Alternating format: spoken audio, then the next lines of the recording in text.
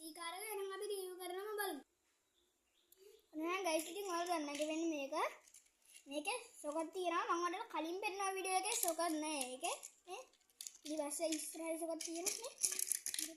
අනික ඒකේ හැරෙනවා. හොඳට හැරෙනවා.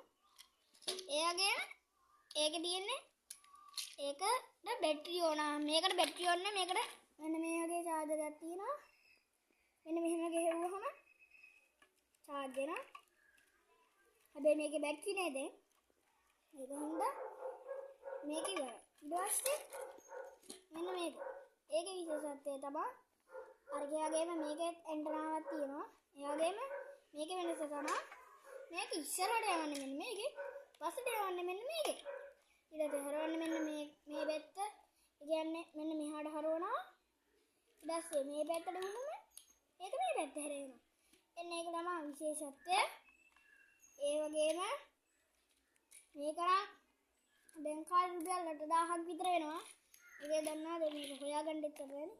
අනික මේකේ තව වෙනසක් තියෙනවා. මේකේ බැටරි දාන්නත් තව වෙනසක් තියෙනවා. මෙන්න මේක තමයි ඒකේ වෙනස.